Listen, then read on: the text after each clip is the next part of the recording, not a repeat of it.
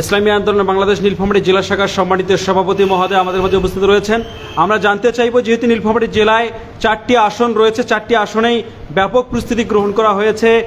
ইসলামী আন্দোলনের যে প্রার্থীরা রয়েছে নীলফামারীর 1 আসন 2, 3, 4 যে আসনগুলো রয়েছে, সবগুলো আসনেই কিন্তু ব্যাপক প্রস্তুতি গ্রহণ করেছে, যে আগামী জাতীয় সংসদ নির্বাচনকে সামনে রেখে এখনও প্রস্তুতি চলছে এবং জনগণ দোরগোড়ায় গিয়েও কথা বলছেন তারা।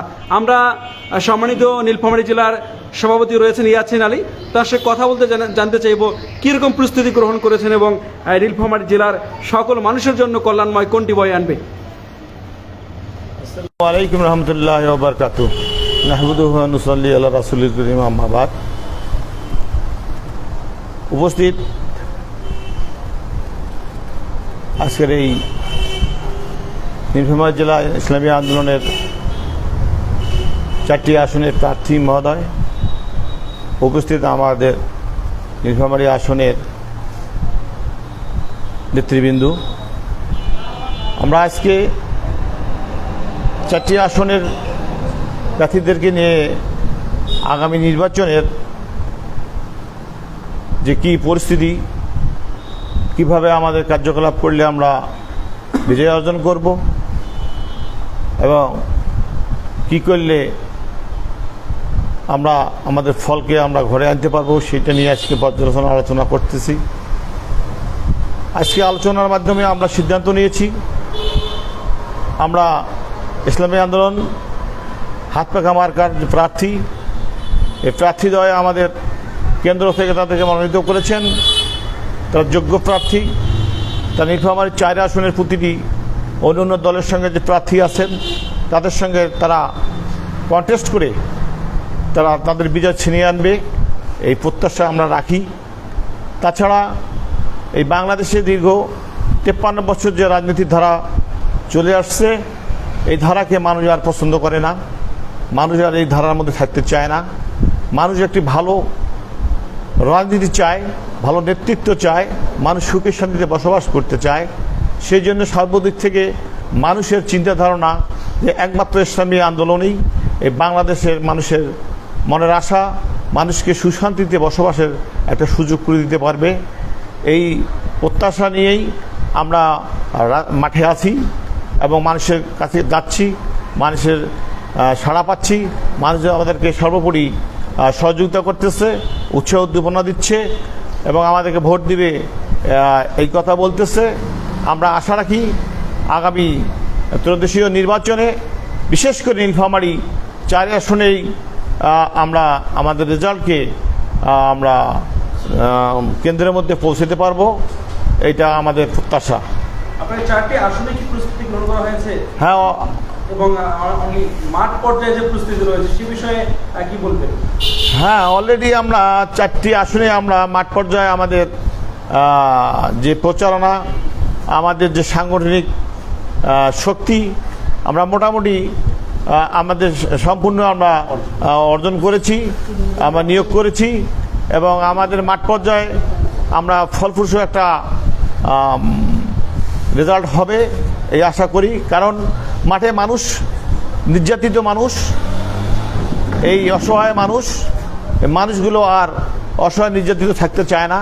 মানুষ ইসলামের পক্ষে একটা ঐক্য গঠন করেছে, তারা চায় এবার আমরা ইসলামকে ভোট দেব, একটা ইসলামী রাষ্ট্র চাই আমরা, ইসলামের মাধ্যমে শান্তি আসবে, এই মানুষের প্রত্যাশা। এই প্রত্যাশার আলোকেই আমরা ইনশাআল্লাহ মাঠ এগিয়ে যাচ্ছি এবং মাঠে আমাদের প্রচুর সম্ভাবনাময় মাঠ এবং মাঠে আমাদের প্রচুর কাজ চলতেছে। আমাদের আগামী নির্বাচনে, সংসদ নির্বাচনে ইনশাআল্লাহ আমাদের 4টি প্রার্থী বিজয় নিয়ে আসবে এই প্রত্যাশায় করি। ধন্যবাদ আপনাকে। আমরা মোবাইলটা রাখি আর সর্বশেষ যদি কোনো কথা থাকে এবং এখানে সম্মানিত প্রার্থীরা রয়েছেন, একটু আমাদেরকে আসলে সর্বশেষ কোনো কথা থাকে জানাতেন, যেমন হাতে নিয়ে বলে দিয়েছেন ইতিমধ্যেই, হাতে নিয়ে বলে সর্বশেষ কোনো কথা যদি থাকে।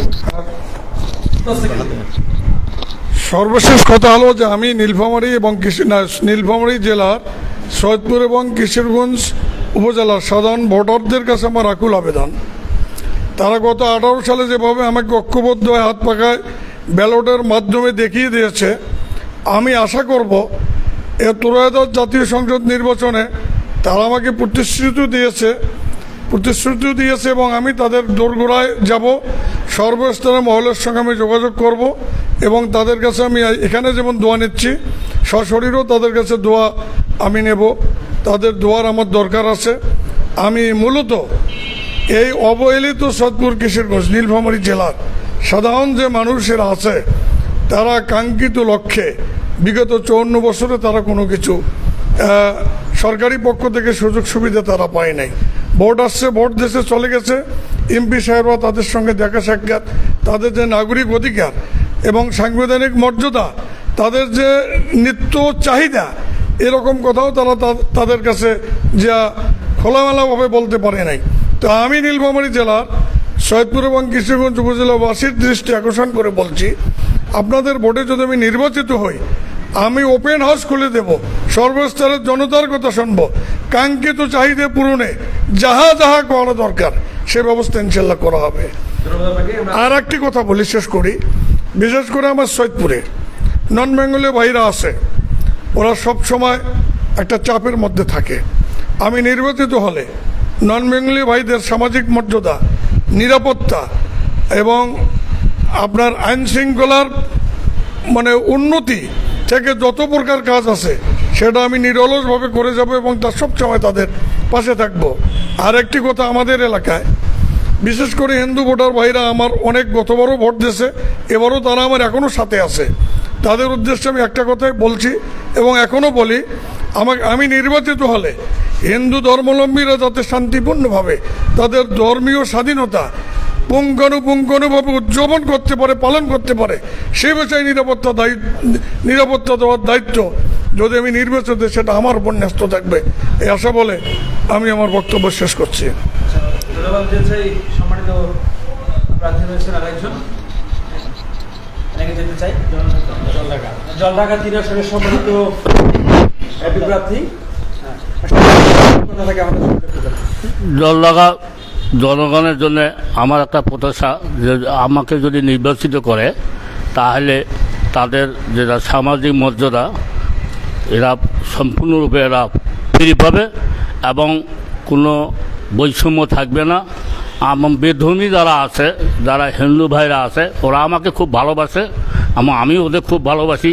ওরা কিন্তু আমাদের দলীয় কিছু সাংগঠনিক বিষয়ে ওরা জড়িতও আছে, ওরা আমাদের ভোট দিবে এই কথাও বলছে। আমি ওদের জন্য দোয়া করব, ওদের কাছে দোয়া চাবো। আমি অসুস্থ অবশ্য কিছুদিন আগে আমি স্ট্রোক করছিলাম, যার জন্য আমি বেশি কিছু বলতে পারছি না। যাই হোক, আমি সকলের কাছে দোয়া প্রার্থী, আপনারা আমার জন্য দোয়া করবে, এলাকাবাসী দোয়া করবে।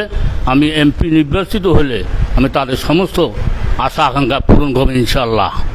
ধন্যবাদ আপনাকে। আমরা যেতে চাই সংশ্লিষ্ট সর্বশেষ ডোমার এবং ডিমলা আসনের প্রার্থী। আপনার সর্বশেষ যদি কোনো কথা থাকে আমাদের সঙ্গে যুক্ত করবেন। আসসালামু আলাইকুম রহমতুল্লাহ। আমার সর্বশেষ কথা হচ্ছে, আমি নবম জাতীয় সংসদ নির্বাচন করছি, আমার সাইফুল ভাই দ্বাদশ জাতীয় সংসদ নির্বাচন করছেন। যারা ডিমলা এবং ডোমারবাসী যেইভাবে আমাদেরকে সাড়া দিয়েছে, যেভাবে আমাদেরকে সমর্থন করেছে, সেইভাবে আবারও সমর্থন চাই, সবারই দোয়া চাই, আশীর্বাদ চাই। সবারই ভোটে নির্বাচিত হলে সর্বস্তরের ভাইদেরকে, আমরা সর্বস্তরের ভাইদের যার যেটা অধিকার, আমরা অধিকার ফিরিয়ে দিতে পারবো ইনশাআল্লাহ, বলে আমার সবথেকে বিষয়।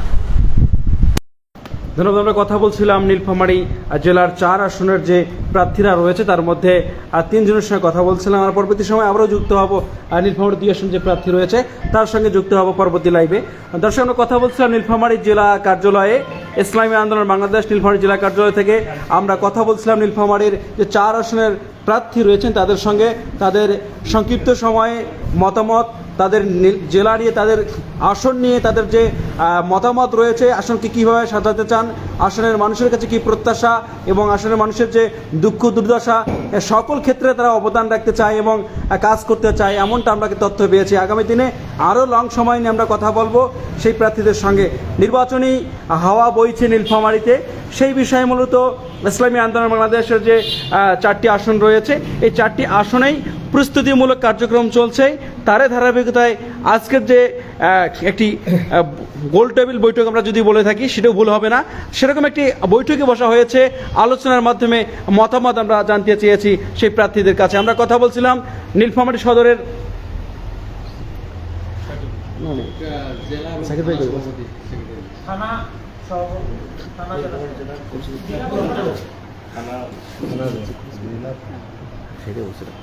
আমরা কথা বলছিলাম নীলফামারী জেলা কার্যালয়, ইসলামী আন্দোলন বাংলাদেশ নীলফামারী জেলা কার্যালয় থেকে সরাসরি আমরা সম্পৃক্ত ছিলাম নিলফামারী জেলার যে প্রার্থীরা রয়েছেন ইসলামী আন্দোলনের, সেই প্রার্থীদের আমরা কথা শুনছিলাম এবং সেখান থেকে সরাসরি লাইভ সম্প্রচারে আমি যুক্ত ছিলাম।